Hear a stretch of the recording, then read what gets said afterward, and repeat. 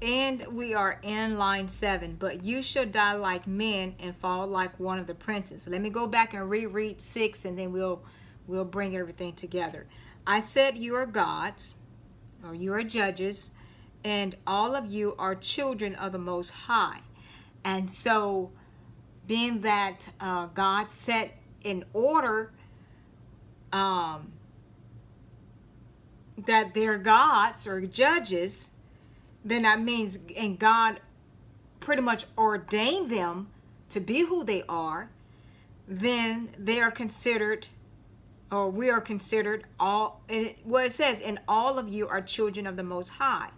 So that means that the judges, the poor, the needy, the afflicted, the fatherless, all of you are children of the Most High, but you shall die like men and fall like one of the princes. And so this is a reprimand to the judges, saying that you're going to die like men, but you're going to die like men and fall like one of the princes. Why? Because of showing that showing partiality instead of impartiality in their judgment. And so, wow. But you should die like men. Instead of like dying like men, instead of dying like a god. And that's something right there. All right, but you should die like men and fall like one of the princes. Now, this one I was thinking about, remember when in Isaiah 14, and it talked about Lucifer and how, he fell from heaven. And so, and also a third of the angels, called fallen angels, had also fallen with Lucifer to earth. And so, and remember that Lucifer, one of his names is also called Prince of the Air. And so, being that he is one of the princes, he fell. All right, and then so now it's saying that you should die like men and fall like one of the princes.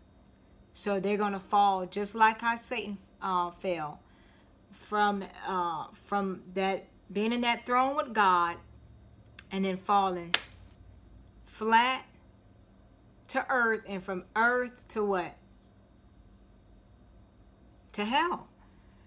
And so in getting, oh, thank you, Holy Spirit. So it says, but you should die like men. And so, remember we talked about also about being like the Son of Man. That means like from Adam. You still having that Adam nature. But if we are a son of God, then we have the Christ nature. And so, and remember that Jesus said that those who believe in him, Holy Spirit, those who believe in him will never die. Whereas these right here, they're going to die like men.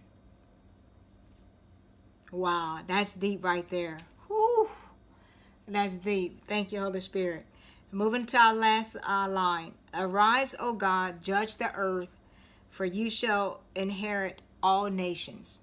So arise, O God, judge the earth, for you shall inherit all nations. So now what he's asking God to just rise up and just judge the earth, because God is going to have to judge it, because the people who are so say in authority to judge, they're not doing a good job.